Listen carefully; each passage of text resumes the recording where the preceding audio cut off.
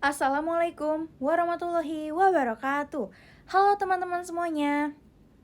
Perkenalkan, aku Keisha Nabil Azahra dari kelas 12/4, absen nomor 17. Pada kesempatan kali ini, aku akan membahas mengenai materi genetik. Teman-teman pasti penasaran kan, apa itu gen, fungsinya, dan juga kenapa sih penting untuk kita mempelajari materi genetik. Jadi, daripada berlama-lama, yuk kita simak pembahasan berikut ini. Nah, yang pertama, apa sih materi genetik itu, teman-teman? Jadi, materi genetik merupakan zat yang membawa informasi tentang sifat makhluk hidup yang diwariskan dari orang tua ke anaknya. Nah, biasanya materi genetik itu ada di DNA yang ada di inti sel tubuh kita, atau bisa juga dari RNA yang membantu membaca instruksi DNA. Nah, bayangin nih teman-teman, kalau misalkan DNA ini tuh seperti buku panduan atau blueprint yang ada di tubuh kita.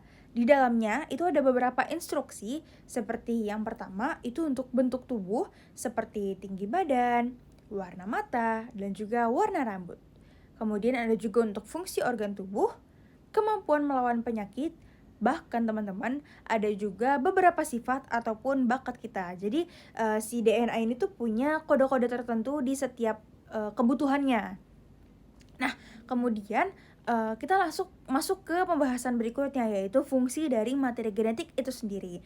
Nah, di sini tuh ada 3 yang penting. Yang pertama itu untuk menyimpan informasi genetik. Nah, DNA itu menyimpan seluruh kode tentang tubuh kita, misalnya golongan darah, warna mata, ataupun bentuk wajah.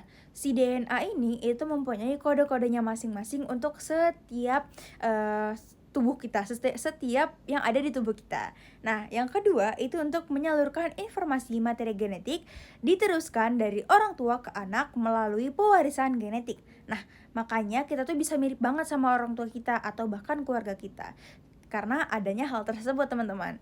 Nah, yang ketiga itu untuk mengekspresikan sifat DNA, mengatur pembuahan protein dalam tubuh yang mempengaruhi ciri fisik dan juga kemampuan kita. Contohnya, itu protein tertentu membuat rambut keriting atau lurus, atau juga mempengaruhi warna kulit. Jadi protein-protein itu bisa mempengaruhi, teman-teman. Nah, materi genetik itu nggak cuma teori, tapi juga ada peran nyata dalam kehidupan kita. Yang pertama itu peran kesehatan, yang dimana dia ini mengetahui resiko penyakit keturunan, membantu terapi gen, dan juga membuat vaksin.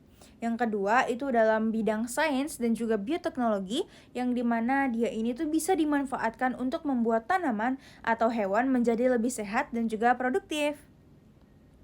Nah, kalau dalam kehidupan sehari-hari itu bisa untuk menjelaskan kenapa sih kita bisa mirip sama keluarga kita tapi tetap unik. Misalkan nih, aku punya tubuh yang tinggi mengikuti ayahku dan aku punya mata warna coklat mengikuti ibuku. Nah, itulah kenapa kita bisa mirip sama keluarga kita tapi tetap unik, teman-teman. Kayak kita tuh bisa punya keduanya gitu. Seperti itu. Nah, kalian kan pasti pernah nih bertanya-tanya, kenapa sih saudara kita tuh bisa mirip banget tapi kayak beda gitu.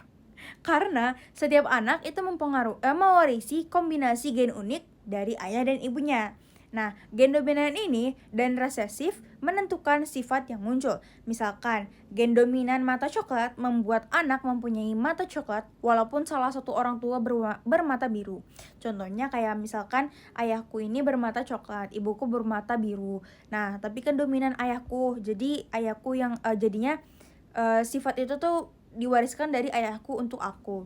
Jadi sifat yang dominan itu yang akan muncul. Nah, selain gen, lingkungan juga mempengaruhi pola makan, olahraga, atau bahkan kebiasaan hidup itu bisa mempengaruhi tinggi badan, berat badan, dan juga kesehatan kita. Nah, jadi teman-teman, sifat kita itu merupakan kombinasi genetik dan juga lingkungan. Tuh, jadi tolong diperhatikan juga ya lingkungannya, teman-teman.